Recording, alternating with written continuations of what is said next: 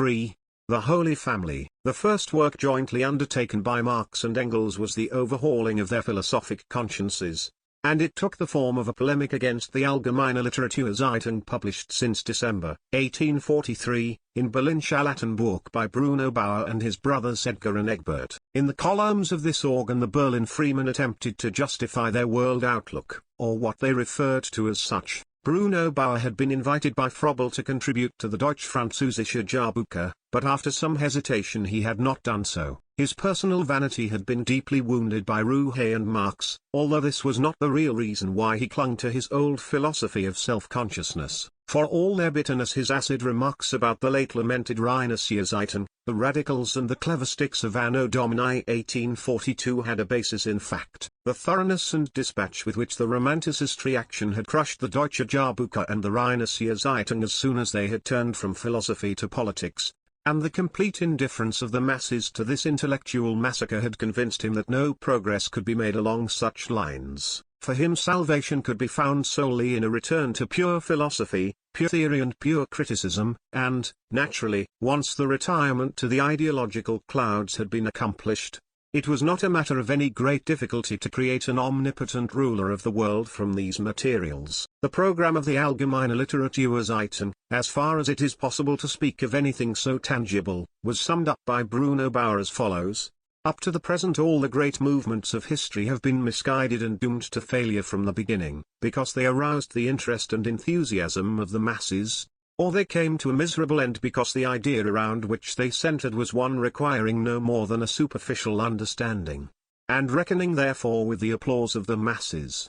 This antagonism between intellect and the masses was the leitmotif throughout the whole of the Allgemeine Literaturzeitung, which declared that intellect at last knew where it must seek its only opponent, namely in the self-deception and spinelessness of the masses. Accordingly therefore, Bauer's organ treated all mass movements with the contempt they deserved: Christianity and Judaism, pauperism and socialism, the French Revolution and English industry. Engels was almost too polite about it when he wrote, "Its decayed and shriveled Hegelian philosophy is like an old hag whose body has withered to a revolting caricature of its former self, but who still decorates and bedizens herself and leers around in the hope of finding a suitor." For in the Allgemeine Literaturzeitung Hegelian philosophy was reduced to an absurdity. When Hegel declared that the absolute idea as the creative world spirit came to consciousness in the philosopher only subsequently, he meant only that the absolute idea apparently made history in the imagination, and he expressly forestalled the misunderstanding that the philosophic individual himself was the absolute idea. However, the Bauers and their disciples regarded themselves as the personal incarnation of criticism and of the absolute idea consciously living in them as the world spirit as against the rest of humanity. Such vaporings were bound to disperse rapidly even in the philosophic atmosphere of Germany. And in fact the Allgemeine Literaturzeitung met with a very tepid welcome even amongst the freemen. Neither Koppen,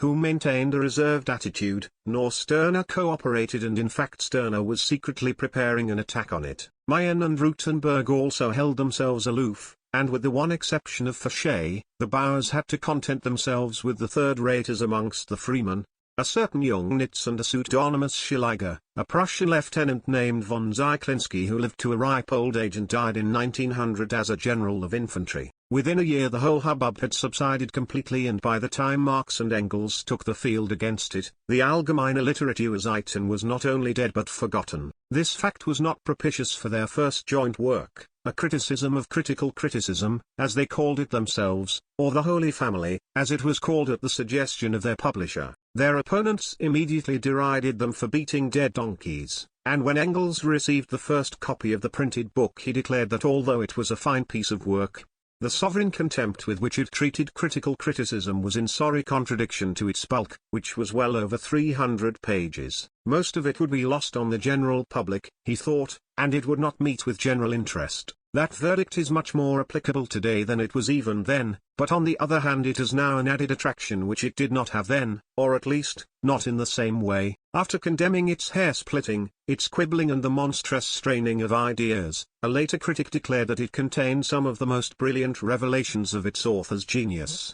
and that in the mastery of its form and the iron compactness of its language it belonged amongst the finest things Marx had ever written. In the passages to which the critic is referring, Marx shows himself a master of that constructive criticism which defeats ideological fantasies with positive facts, which creates whilst it destroys, and builds up whilst it is pulling down. He answers the critical observations of Bruno Bauer on French materialism and the French Revolution with brilliant sketches of these historical phenomena. Dismissing Bauer's talk about the contradiction between intellect and the masses, between the idea and interest, Marx answers coolly, the idea always comes to grief in so far as it is distinct from interest.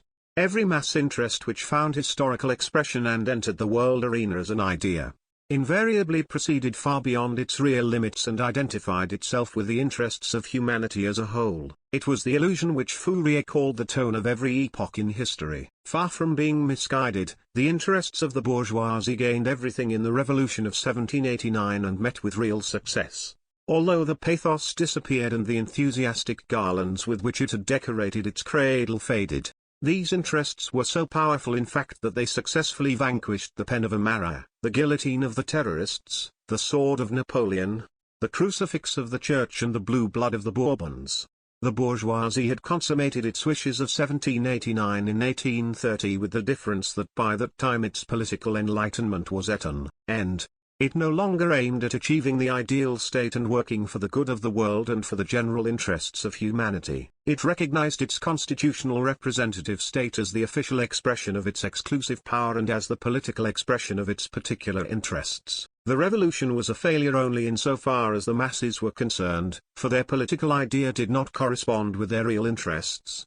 Their vital principle was therefore not identical with the vital principle of the revolution, and the real conditions for their emancipation were essentially different from those under which the bourgeoisie could emancipate itself and society. Replying to Bauer's contention that the state holds together the atoms of bourgeois society, Marx declared that they were held together by the fact that they were atoms only in the imagination, in the heaven of their fantasy, whilst in reality they were vastly different from atoms, namely, not divine egoists, but egoistic human beings. Today only crass political ignorance can imagine that bourgeois life must be held together by the state. The truth is that the state is held together by bourgeois life.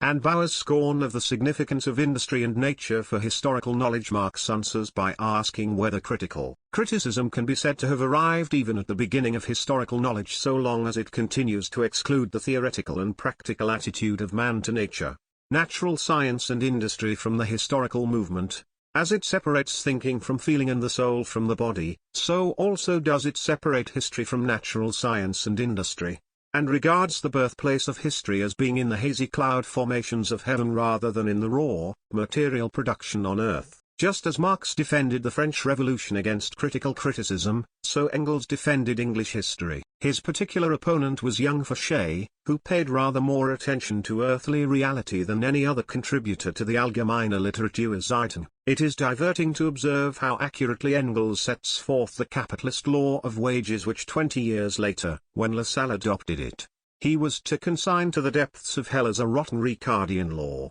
Engels proved Fouché guilty of many blatant errors. The man did not know in 1844 that the English anti-combination laws had been repealed in 1824, but his own arguments were often dangerously near to hair-splitting, and in one important point he was wrong, though in a different way from Fouché. Fouché scorned the 10-hour bill of Lord Ashley as a superficial slipshod measure which would not lay the axe to the root of the matter, whilst Engels declared that with the whole thoroughness of England it was the expression, though the mildest possible, of a completely radical principle, for it would not only lay the axe to the roots of foreign trade and thus of the factory system, but bite deep into them. At the time Engels, and Marx also, regarded Lord Ashley's bill as an attempt to place reactionary fetters on large-scale industry, although they felt that the conditions of capitalist society would shatter such fetters again and again. In the Holy Family neither Marx nor Engels has completely overcome the philosophic past. In the very beginning of the introduction they quote the real humanism of Feuerbach against the speculative idealism of Bruno Bauer. They recognize unconditionally the brilliant advance of Feuerbach and his great services in having provided the great and masterly fundamentals for a criticism of all metaphysics,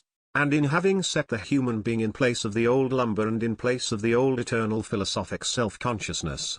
but they advance again and again beyond the humanism of Feuerbach towards socialism, from the abstract to the historic human being, and in the chaotic and confused world of socialism they find their way about with remarkable acumen. They reveal the secret of that socialist dilettantism on which the satiated bourgeoisie prides itself. Human misery, the utter degradation which must accept arms to live, serves the aristocracy of wealth and education as an amusement, as a means to satisfy its vanity, as a means to gratify its arrogance, and all the numerous welfare associations in Germany, the charitable organizations in France and the various quixotic doings in England, the charity concerts, balls and performances, the charity spreads for the poor, and even the public subscriptions for the victims of labor and industry, have no deeper significance than this. Fourier was the one amongst all the great utopians who contributed most to the ideological content of the Holy Family, but Engels distinguishes between Fourier and Fourierism,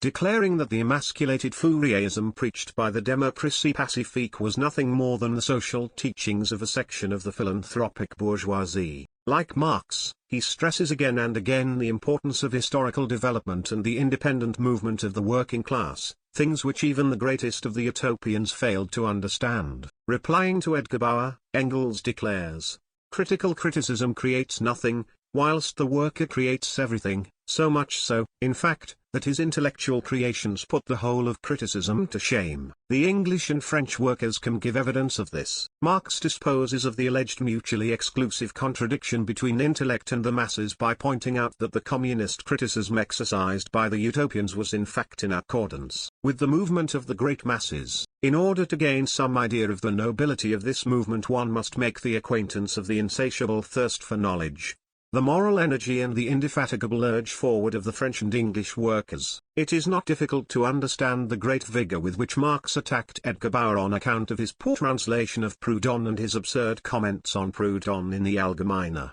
Literaturseiten. To object that Marx glorified Proudhon in the Holy Family only to attack him fiercely a few years later, is a facile academic trick. In the Holy Family, Marx is defending Proudhon's real achievements from being obscured and misrepresented by the empty phrases of Edgar Bauer. Marx recognized Proudhon's work as being just as much a pioneer achievement on the economic field as Bruno Bauer's own work was on the theological field. But just as Marx attacked Bauer's theological limitations, so he attacked Proudhon's economic limitations. Proudhon deals with property as an internal contradiction on the basis of the bourgeois economic system, but Marx declares, private property as such, as wealth, is compelled to maintain its own existence and at the same time that of its opposite, the proletariat. It is the positive side of the contradiction, representing private property sufficient in itself. The proletariat as such, on the other hand, is compelled to abolish itself and at the same time its conditional antithesis, that which makes it the proletariat. It is the negative, disintegrating side of the contradiction, representing dissolved and dissolving private property. Within the antithesis, therefore, the property owner is the conservative and the proletarian, the destructive party. From the one proceeds the action to maintain the contradiction and from the other the action to destroy it. In its economic movement, private property advances to its own dissolution, in a development that is independent of itself, unconscious and involuntary, conditioned by the nature of the problem, namely in that it produces the proletariat as proletariat, intellectual and physical misery conscious of its misery, inhumanity conscious of its inhumanity and therefore liquidating itself. The proletariat carries out the verdict which private property pronounces on itself by the creation of the proletariat, just as it carries out the verdict which wage labor pronounces on itself by the production of riches for others and misery for itself. When the proletariat is victorious, it will not thereby become the absolute side of society, because it can be victorious only by dissolving both itself and its antithesis. With this, not only the proletariat, but also its conditional antithesis, private property, will disappear. Marx points out expressly that he is not turning the proletarians into gods when he credits them with this historic role. The contrary is true. Because the abstraction of all humanity, even the appearance of humanity, is practically complete in the fully developed proletariat. Because the living conditions of the proletariat represent the focal point of all inhuman conditions in contemporary society. Because the human being is lost in the proletariat, but has won a theoretical consciousness of loss and is compelled by unavoidable and absolutely compulsory need to revolt against this inhumanity. All these are the reasons why the proletariat can and must emancipate itself. However, it cannot emancipate itself without abolishing the conditions which give it life, and it cannot abolish these conditions without abolishing all those inhuman conditions of social life which are summed up in its own situation. It does not go through the hard but hardening school of labor fruitlessly. It is not a question of what this or that proletarian, or even the proletariat as a whole, may imagine for the moment to be the aim. It is a question of what the proletariat actually is and what it will be compelled to do historically as the result of this being. The aim and the historical action of the proletariat are laid down in advance, irrevocably and obviously, in its own situation in life and in the whole organization of contemporary bourgeois society. Again and again Marx lays stress on the fact that large sections of the French and English proletariat are already conscious of the historic task of the proletariat and are striving ceaselessly to develop this conscious to complete clarity. In the Holy Family the cooling streams which bear fresh water through the fields pass through wide stretches of arid land, and 2 chapters in particular, which deal with the incredible wisdom of the worthy Schiller, put the patience of the reader to a severe test. The fairest estimate of the work is to regard it as an improvisation, as apparently it was. Just at the time when Marx and Engels were getting to know each other personally, the 8th number of the Allgemeine Literaturzeitung arrived in Paris. It contained an attack by Bruno Bauer in a veiled but nonetheless acid form on the conclusions the two had arrived at in the Deutsch-Französische Jahrbuch. And it is possible that the idea occurred to them of answering their old friend in a jovial, mocking fashion and as quickly as possible in a short pamphlet. In any case, Engels immediately sat down and wrote his contribution, which amounted to a little over 16 pages, and was very much astonished when he heard that Marx had extended the answer to over 300 pages. He also felt it to be curious and peculiar that in view of the minor part he had played in the production of the book his name should appear on the title page together with and even before that of Marx. Marx probably began the work in his usual thorough fashion and then discovered, in accordance with the old all too true proverb, that he had no time to be brief. Or perhaps he stretched the matter out in order to take advantage of the provision which exempted books of over 320 pages from the censorship. The authors of the polemic announced that it was only the preliminary to the publication of independent works in which they would discuss, each for himself, their attitude to the newest philosophic and social doctrines. That they were deadly serious in their intentions can be seen from the fact that when Engels received the first printed copy of the Holy Family he had already completed the manuscript of the first of these independent writings.